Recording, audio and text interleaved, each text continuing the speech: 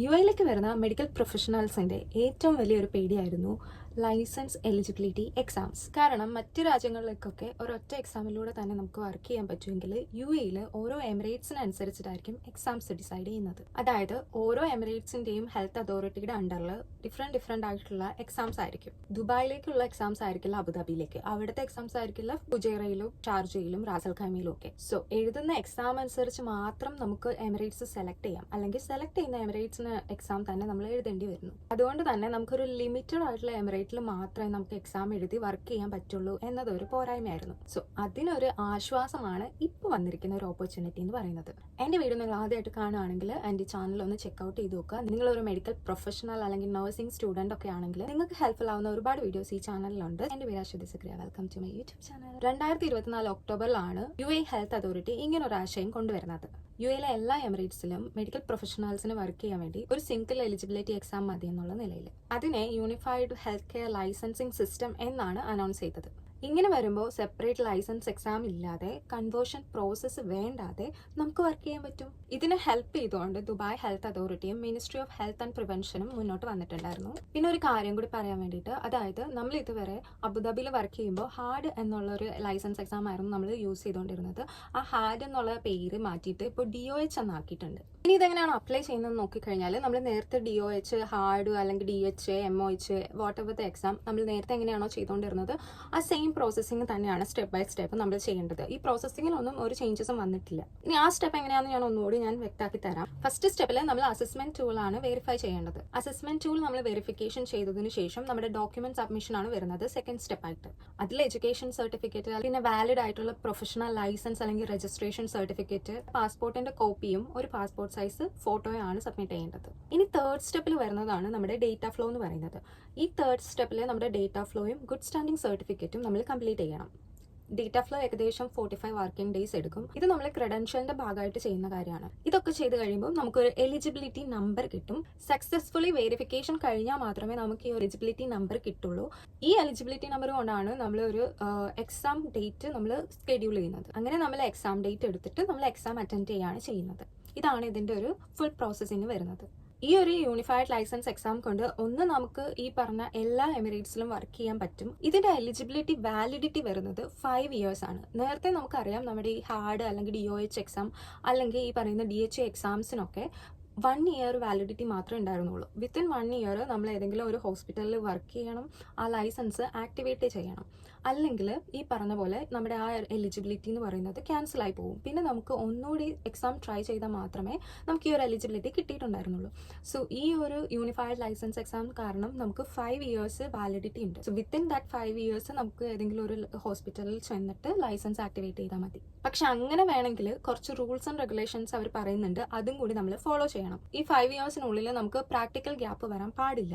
നമ്മൾ കണ്ടിന്യൂസ് ഈ 5 ഇയേഴ്സ് എവിടെയെങ്കിലും വർക്ക് ചെയ്തുകൊണ്ടിരിക്കണം. അതായത് എക്സ്പീരിയൻസ് മെയിൻറ്റെയിൻ ചെയ്യണം. ഇൻ കേസ് ഒരു ഗ്യാപ്പ് വരുവാണെങ്കിൽ നമുക്ക് ഈ ഒരു എലിജിബിലിറ്റി ലൈസൻസ് ക്യാൻസൽ ആവാനുള്ള ചാൻസ് ഉണ്ട്. ഇനി ഓൾറെഡി നിങ്ങൾ DHA ലൈസൻസ് എടുത്തു, ഇപ്പോഴാണ് നിങ്ങൾ ഈ യൂണിഫൈഡ് ആയിട്ടുള്ള ഒരു ലൈസൻസ് എക്സാമിന്റെ കാര്യം അറിയുന്നത്. അപ്പം നിങ്ങൾക്ക് ഇനി കൺവേർട്ട് ചെയ്യാൻ പറ്റുമോ എന്ന് കുറച്ച് പേർക്ക് ഡൗട്ട് ഉണ്ടായിരിക്കും. നേരത്തെ നിങ്ങൾ DHA എക്സാം എഴുതിയിട്ടുണ്ട്, നിങ്ങളുടെ കയ്യിൽ എലിജിബിലിറ്റി ഉണ്ട്, നിങ്ങൾക്ക് യൂണിഫൈഡ് ലൈസൻസ് എക്സാം ആയിട്ട് കൺവേർട്ട് ചെയ്യാൻ പറ്റും.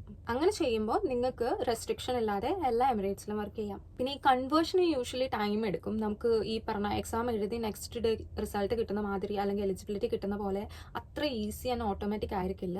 നമ്മൾ ഈ കൺവേർഷൻ പ്രോസസ്സിങ്ങിന് അവരുടെ ആ ഒരു സിസ്റ്റത്തിന് ടൈം എടുക്കും. സോ ആ ടൈം അതിന്റെ ആ പ്രോസസ്സിങ്ങിന് ഡിപ്പെൻഡ് ചെയ്തായിരിക്കും. എത്രയാണെന്ന് നമുക്ക് പെട്ടെന്ന് പറയാൻ പറ്റില്ല. ഇനി ഞാൻ ഇതിന്റെ എക്സാം ഫീസ് കാര്യങ്ങളൊക്കെ എത്രയാണെന്ന് നോക്കുന്ന സമയത്താണ് ഞാനൊരു സംഭവം കണ്ടുപിടിച്ചത്. അതായത് unified health care license exam എന്നുള്ളത് 2 പോർട്ടലിൽ കൂടെയാണ് നമ്മൾ അപ്ലൈ ചെയ്യുന്നത്. ദുബായ് ഹെൽത്ത് അതോറിറ്റിയുടെ ഒരു പോർട്ടലും അതുപോലെ തന്നെ ബാക്കിയുള്ള എമിറേറ്റ്സിനെല്ലാം കൂടി ഒരു പോർട്ടൽ. അത് ministry of health care and prevention എന്ന് പറഞ്ഞിട്ട് ഒരു പോർട്ടലാണ്. ഈ 2 പോർട്ടലിലൂടെയാണ് മെയിൻ ആയിട്ട് നമ്മൾ ഈ പറയുന്ന യൂണിഫൈഡ് ലൈസൻസ് എക്സാമിന് വേണ്ടിയിട്ട് അപ്ലൈ ചെയ്യുന്നത്. ഇതിൽ ministry of health and prevention എന്ന് പറഞ്ഞ പോർട്ടലിൽ കുറച്ച് എമൗണ്ട് കൂടുതലും, എന്നാൽ അതിനെ കമ്പയർ ചെയ്ത് DHA നോക്കുവാണെങ്കിൽ DHAയുടെ പോർട്ടലിൽ കൂടി ഈ ഒരു എക്സാം അപ്ലൈ ചെയ്യുമ്പോൾ അതിന് കുറവാണ്. അപ്പം എനിക്ക് മനസ്സിലായ കാര്യം എന്താണെന്ന് വെച്ച് കഴിഞ്ഞാൽ, ഈ യൂണിഫൈഡ് ലൈസൻസ് എക്സാം എന്ന് പറയുന്ന സംഭവം നമുക്ക് എല്ലാ എമിറേറ്റ്സിലും വർക്ക് ചെയ്യാൻ പറ്റുമെങ്കിലും കണ്ടക്ട് ചെയ്യുന്നത് ആ പറഞ്ഞ എമിറേറ്റ്സിന്റെ അണ്ടറിലുള്ള ഹെൽത്ത് അതോറിറ്റീസ് ആണ്. അതായത് ഈ പറഞ്ഞ എക്സാംസിന്റെ പേര് മാറ്റം വന്നിട്ടില്ല. DHA വരുന്നത് ദുബായ് ഹെൽത്ത് അതോറിറ്റിയുടെ അണ്ടറിലും ബാക്കി എല്ലാ എമിറേറ്റ്സിന്റെയും വരുന്നത് ഈ പറയുന്ന ministry of health and prevention എന്ന് പറയുന്ന ഒരു അതോറിറ്റിയുടെ അണ്ടറിലാണ്. അതായത് നമ്മൾ നേരത്തെ പറഞ്ഞതുപോലെ 2 എക്സാം ആണ് മെയിൻ ആയിട്ടുള്ളത്. ദുബായിയുടെ അണ്ടറിലുള്ള DHA എക്സാം അത് അതുപോലെ തന്നെ പേര് മാറാതെ ഉണ്ട്. ബാക്കി എമിറേറ്റ്സിലെ എല്ലാ എക്സാമിനും കൂടി DOH എന്ന് പറയുന്ന ഒരു എക്സാമാണ് ഉള്ളത്. പക്ഷേ ഈ സർട്ടിഫിക്കറ്റിൽ അവർ മെൻഷൻ ചെയ്തിരിക്കും ഇതൊരു യൂണിഫൈഡ് സർട്ടിഫിക്കറ്റ് ആണ്, ഇത് നിങ്ങൾക്ക് എല്ലാ എമിറേറ്റ്സിലും വർക്ക് ചെയ്യാമെന്ന്. DHAയുടെ ആ ഒരു സർട്ടിഫിക്കറ്റിലും DOHന്റെ ആ സർട്ടിഫിക്കറ്റിലും ഇങ്ങനെ ഉണ്ടാവും. കുറച്ചുകൂടി ക്ലിയർ ആയിട്ട് പറയുകയാണെങ്കിൽ നിങ്ങൾ DHA എക്സാം ആണ് എഴുതുന്നത് ദുബായിൽ വർക്ക് ചെയ്യാൻ വേണ്ടിയിട്ട്.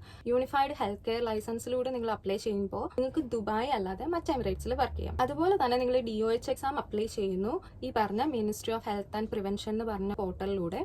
അങ്ങനെ ചെയ്യുമ്പോൾ നിങ്ങൾക്ക് മറ്റ് എമിറേറ്റ്സുകളിലെല്ലാം വർക്ക് ചെയ്യാം, ഒപ്പം ദുബായിലും വർക്ക് ചെയ്യാം. ഇതിൽ ഏതിലൂടെ അപ്ലൈ ചെയ്യുമ്പോഴാണ് നിങ്ങൾക്ക് ബെറ്റർ എന്ന് നിങ്ങൾ ചോദിക്കുകയാണെങ്കിൽ അത് നിങ്ങളുടെ പ്രയോറിറ്റി ബേസ്ഡ് ആയിരിക്കും. കാരണം നിങ്ങൾക്ക് ഇപ്പോൾ ദുബായിൽ വർക്ക് ചെയ്യാനാണ് കൂടുതൽ ഇൻട്രസ്റ്റ് ഉള്ളതെന്ന് വിചാരിക്കുക. അങ്ങനെയാണെങ്കിൽ നിങ്ങൾ ഈ പറഞ്ഞ യൂണിഫൈഡ് എക്സാം DHAയുടെ പോർട്ടലിൽ കൂടി ചെയ്യുന്നതായിരിക്കും നല്ലത്. നിങ്ങൾക്ക് ഇപ്പോൾ അബുദാബിയിൽ പോകാനാണ് താല്പര്യം, അല്ലെങ്കിൽ ഷാർജ അങ്ങനെയുള്ള ബാക്കിയുള്ള എമിറേറ്റ്സിലാണ് നിങ്ങൾക്ക് താല്പര്യമെങ്കിൽ നിങ്ങൾ DOH ഈ പറഞ്ഞ ministry of health and prevention എന്ന് പറയുന്ന പോർട്ടലിൽ കൂടി ചെയ്യുന്നതായിരിക്കും ബെറ്റർ. നമ്മൾ വിചാരിക്കും ഈ നഴ്സിംഗ് എക്സാം കഴിഞ്ഞ് നമ്മൾ ഫ്രീ ആയിട്ടിരിക്കുന്ന ഒരു സമയത്ത് ഈ ഒരു യൂണിഫൈഡ് എക്സാം എഴുതുവാണെങ്കിൽ നമുക്ക് എനിവേ 5 years വാലിഡിറ്റി ഉണ്ട്. സോ നമ്മൾ ആ സമയത്തിനുള്ളിൽ ഈ വാലിഡിറ്റി ഉള്ളത് കൊണ്ട് നമ്മൾ നേരത്തെ ഈ എക്സാം സെക്യൂർ ചെയ്തിട്ട് നമുക്ക് എക്സ്പീരിയൻസ് എടുത്താൽ പോരെ എന്നുള്ള ഒരു ക്വസ്റ്റ്യൻ. അത് ഓൾറെഡി എൻ്റെ അടുത്ത് എല്ലാവരും ചോദിക്കാറുണ്ട്, അങ്ങനെ ചെയ്യുന്നതാണോ നല്ലതെന്ന്. അതിൻ്റെ ഒരു പ്രശ്നം എന്ന് പറഞ്ഞാൽ ഞാൻ ഓൾറെഡി ആദ്യം പറഞ്ഞു, എക്സാം ഡേറ്റ് എടുക്കുന്നതിന് മുമ്പ് നമുക്ക് ഡേറ്റ ഫ്ലോ ചെയ്യണം. സോ ഡേറ്റ ഫ്ലോയ്ക്കൊക്കെ നല്ലൊരു എമൗണ്ട് ആവുന്നുണ്ട്. സോ ഡേറ്റ ഫ്ലോ ചെയ്ത് നമ്മൾ എക്സാം എഴുതി ലൈസൻസ് കിട്ടിക്കഴിഞ്ഞിട്ട് നമ്മൾ എക്സ്പീരിയൻസ് എടുക്കാൻ പോയാൽ 2 വർഷത്തെ എക്സ്പീരിയൻസ് എന്തായാലും മാൻഡേറ്ററി ആണ് UAE വർക്ക് ചെയ്യാൻ വേണ്ടിയിട്ട്. സോ ആ 2 വർഷം കഴിഞ്ഞിട്ട് നിങ്ങൾ വീണ്ടും ഡേറ്റ ഫ്ലോ ഒന്നുകൂടി ചെയ്യേണ്ടി വരും. എങ്കിൽ മാത്രമേ നിങ്ങളുടെ ഈ എക്സ്പീരിയൻസ് ഇതിൽ ആഡഡ് ആവുള്ളൂ. ഡേറ്റ ഫ്ലോ റിപ്പോർട്ടാണ് അവർ മെയിൻ ആയിട്ട് നോക്കുന്നത്. ഇനി നിങ്ങൾക്കുള്ള ചെറിയ കുറച്ച് ഡൗട്ട്സ് ഇതിനെ പറ്റിയിട്ടുണ്ടാവും, അത് ഞാൻ ക്ലിയർ ചെയ്യാം. ഈ എക്സാം 3 തവണ കൂടുതൽ നമുക്ക് അറ്റംപ്റ്റ് ചെയ്യാൻ പറ്റില്ല. അതായത് മിനിമം 3 times ആണ് ഈ പറഞ്ഞ ഈ എക്സാം അറ്റംപ്റ്റ് ചെയ്യാനുള്ള നമ്മുടെ ചാൻസസ്. അത്യാവശ്യം 2 years എക്സ്പീരിയൻസ് ഉള്ള നേഴ്സിന് ഒരു 15 daysന്റെ ഒരു ക്രാഷ് കോഴ്സ് കൊണ്ട് ഈ എക്സാം നിങ്ങൾക്ക് പാസ് ആവാവുന്നതേ ഉള്ളൂ. അങ്ങനെയാണെങ്കിൽ ഫസ്റ്റ് അറ്റംപ്റ്റിൽ തന്നെ നിങ്ങൾക്ക് ഈ എക്സാം പാസ് ആവാം. ഇനി ഇതിന്റെ പാസ് മാർക്ക് എത്രയാണെന്ന് ചോദിച്ചു കഴിഞ്ഞാൽ ഓരോ പ്രൊഫഷൻ അനുസരിച്ചിട്ട് ഇതിന്റെ മാർക്കിന്റെ പെർസെൻറ്റേജ് വ്യത്യാസം വരും. ഞാൻ മെയിനായിട്ട് ഇപ്പോൾ ഇവിടെ പറയാൻ പോകുന്നത് നഴ്സസിന്റെ ആണ്. അതായത് അസിസ്റ്റന്റ് നേഴ്സും രജിസ്റ്റേർഡ് നേഴ്സും 2 കാറ്റഗറിയിലും 55% മാർക്ക് നമ്മൾ സെക്യൂർ ചെയ്യണം. ഇതൊരു MCQ ആണ്, അതായത് മൾട്ടിപ്പിൾ ചോയ്സ് ക്വസ്റ്റ്യൻസ് ആണ് വരുന്നത്. അതുപോലെ തന്നെ CBT ടെസ്റ്റ് ആണ്, അതായത് കമ്പ്യൂട്ടർ ബേസ്ഡ് ടെസ്റ്റ് ആണ് വരുന്നത്. ടോട്ടൽ ഏകദേശം 100 to 150 ക്വസ്റ്റ്യൻസ് ആണ് വരുന്നത്. അതിൽ ഓരോ ക്വസ്റ്റ്യൻസിനും ഓരോ മാർക്ക് എന്നുള്ള രീതിയിലാണ്. സോ അതുകൊണ്ട് തന്നെ അതിന്റെ ഒരു 55% മാർക്ക് നമ്മൾ സെക്യൂർ ചെയ്യണം. ഈ ഒരു എക്സാമിന്റെ എല്ലാ പരിപാടികൾക്കും കൂടി 150 to 165 മിനിറ്റ്സ് മാക്സിമം നമുക്ക് കിട്ടും. അത് ആ ക്വസ്റ്റ്യൻസ് എത്ര ഉണ്ട് അതിനനുസരിച്ചിട്ടായിരിക്കും ഈ ടൈമിംഗ് വരുന്നത്. പിന്നെ ഇതിന്റെ ഫീസ് കാര്യങ്ങളൊന്നും ഞാൻ ഡിസ്കസ് ചെയ്യുന്നില്ല, കാരണം ഓരോ ദിവസത്തെ ഈ പറയുന്ന മണി എക്സ്ചേഞ്ചിൽ ഉണ്ടാവണ വേരിയേഷൻ പോലെ ഇരിക്കും നമ്മുടെ ഫീസ് വരുന്നത്. പിന്നെ കുറേ പേര് ഏതെങ്കിലും നല്ല ഏജൻസീസ് സജസ്റ്റ് ചെയ്യാവോ എന്ന് ചോദിക്കാറുണ്ട്. പിന്നെ ഞാൻ പഠിച്ച കോളേജ്, എൻ്റെ അമ്മയെ എനിക്കൊരു ഒരുപാട് ക്വസ്റ്റ്യൻ വന്നത് ഇതാണ്, ചേച്ചി ഏത് കോളേജിലാണ് പഠിച്ചതെന്ന്.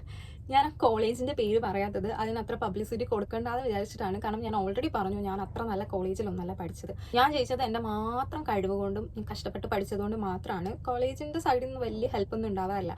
പിന്നെ ഓൾമോസ്റ്റ് നമ്മൾ സ്കൂള് പോലല്ല കോളേജിൽ, അവിടെ ലെക്ചേഴ്സ് ജസ്റ്റ് വന്ന് അവരുടെ റെസ്പോൺസിബിലിറ്റി തീർക്കണം എന്നുള്ള രീതിയിൽ വന്ന് പഠിപ്പിച്ചിട്ട് പോകുന്നേ ഉള്ളൂ. ഭയങ്കര ഡീപ്പായിട്ട് അതിനെ പറ്റിയിട്ടൊന്നും ചില കോളേജിൽ ലെക്ചേഴ്സ് പഠിപ്പിക്കില്ല. ചിലർ അങ്ങനെ നന്നായിട്ട് പഠിപ്പിക്കുന്ന കോളേജസും ഉണ്ട്. സോ അതുകൊണ്ട് തന്നെ നമുക്ക് അറിയില്ല.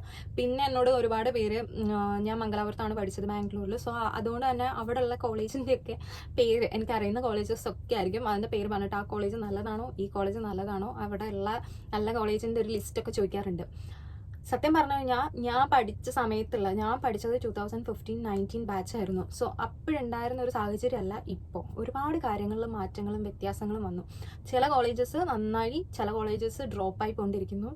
സോ അപ്പം ഞാൻ അങ്ങനെ ഒരു കോളേജ് നിങ്ങളുടെ അടുത്ത് പറഞ്ഞു തരുവാണെങ്കിൽ എനിക്ക് പറയാൻ പറ്റില്ല. അങ്ങനെ ഞാൻ എന്തിനാ വെറുതെ നിങ്ങളെയും കൂടെ കുഴി കൊണ്ട് ചാടിക്കുന്നതെന്ന് വിചാരിച്ചിട്ടാണ് ഞാൻ അങ്ങനെ അതിനൊന്നും ഞാൻ ആൻസർ തരാത്തത്.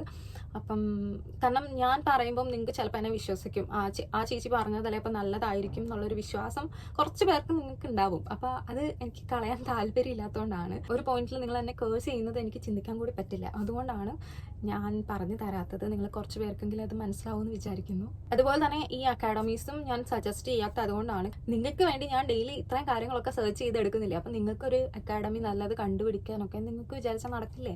സെർച്ച് ചെയ്ത് നോക്കുക, നല്ലൊരു അക്കാഡമി അല്ലെങ്കിൽ നല്ല കോളേജസ് ഏതൊക്കെയാണെന്നൊക്കെ മനസ്സിലാക്കാം. നിങ്ങൾക്ക് അതിനുള്ള ടിപ്സും ട്രിക്സും ഒക്കെയാണ് ഞാൻ ഈ പറഞ്ഞ വീഡിയോസിലൊക്കെ തരുന്നത്. കോളേജ് നല്ലത് എങ്ങനെയാണ് സെലക്ട് ചെയ്യേണ്ടതെന്ന് ഞാൻ ഓൾറെഡി ഒരുപാട് വീഡിയോസ് ചെയ്തിട്ടുണ്ട്. സോ അത് നോക്കുക. അതിൻ്റെ എല്ലാ കാര്യങ്ങളും ഈ കോളേജ് നിങ്ങൾ സെലക്ട് ചെയ്ത കോളേജിലുണ്ടെന്ന് ഉറപ്പ് വരുത്തുക. അപ്പോൾ തന്നെ നല്ല കോളേജ് ആവും. പിന്നെ പഠിപ്പിക്കുന്നത് ഞാൻ ആദ്യം പറഞ്ഞതുപോലെ തന്നെ ലെക്ചേഴ്സ് നല്ലതാണെങ്കിൽ മാത്രമേ പറ്റുള്ളൂ. അത് നമുക്ക് ചെക്ക് ചെയ്യാൻ പറ്റില്ല. അവിടെ വൺസ് നമ്മൾ പോയാലേ പറ്റുള്ളൂ. അല്ലെങ്കിൽ സ്റ്റുഡൻസിനോടത്തൊക്കെ ചോദിക്കുക. പിന്നെ അതുപോലെ തന്നെ ലെക്ചേഴ്സും ഇങ്ങനെ മാറിക്കൊണ്ടിരിക്കുക. നല്ല ലെക്ചേഴ്സ് ഉണ്ടെങ്കിൽ അവർ റിസൈൻ ചെയ്ത് പോകും, അല്ലെങ്കിൽ ചീത്ത ലെക്ചേഴ്സ് ആണെങ്കിൽ അവർ റിസൈൻ ചെയ്തിട്ട് പുതിയ ലെക്ചേഴ്സൊക്കെ ആയിരിക്കും. സോ എല്ലാത്തിലും മാറ്റങ്ങൾ നടക്കുന്നതുകൊണ്ട് ഞാനൊരു കാര്യവും പറയാത്തത്. അപ്പം നിങ്ങളിങ്ങനെ വിചാരിക്കരുത്, ചേച്ചി നല്ല കോളേജിൽ പഠിച്ചോട്ട് ചേച്ചി ഞങ്ങൾക്ക് പറഞ്ഞു തരുന്നില്ലല്ലോ എന്നൊന്നും നിങ്ങൾ വിചാരിക്കരുത്. ഞാൻ അത്ര നല്ല കോളേജിലൊന്നല്ല പഠിച്ചത്. പിന്നെ നമുക്ക് പഠിക്കണമെങ്കിൽ നമ്മൾ തന്നെ കഷ്ടപ്പെടുക, നമ്മൾ അതിന് വേണ്ടിയിട്ട് കുറച്ച് ഹാർഡ് വർക്ക് ചെയ്യുക. അപ്പം അത്രയൊക്കെ ഉള്ളൂ. ഈ വീഡിയോ നിങ്ങൾക്ക് ഇഷ്ടപ്പെട്ടോ അല്ലെങ്കിൽ നിങ്ങൾക്ക് ഈ വീഡിയോ കൊണ്ട് എന്തെങ്കിലും ഹെൽപ്പ് ആയോ എങ്കിൽ കമൻറ്റ് ബോക്സിൽ പറയുക. അതെനിക്ക് ഭയങ്കര സന്തോഷമാണ്. പിന്നെ നിങ്ങളുടെ കോൺടാക്റ്റിൽ നേഴ്സസോ അല്ലെങ്കിൽ നഴ്സിംഗ് സ്റ്റുഡൻസ് ഒക്കെ ഉണ്ടെങ്കിൽ വീഡിയോ അവർക്ക് വേണ്ടി ഷെയർ ചെയ്ത് കൊടുക്കുക. അവർക്കിത് ഹെൽപ്ഫുൾ ആയിരിക്കും. ഇഷ്ടപ്പെട്ടാൽ ലൈക്ക് ചെയ്യാനും മറക്കരുത്. പിന്നെ എപ്പോഴും പറയുന്ന പോലെ സബ്സ്ക്രൈബ് ചെയ്യുന്ന കാര്യം ഒന്ന് പറയുകയാണെങ്കിൽ അത്രേ ഉള്ളൂ. Bye bye.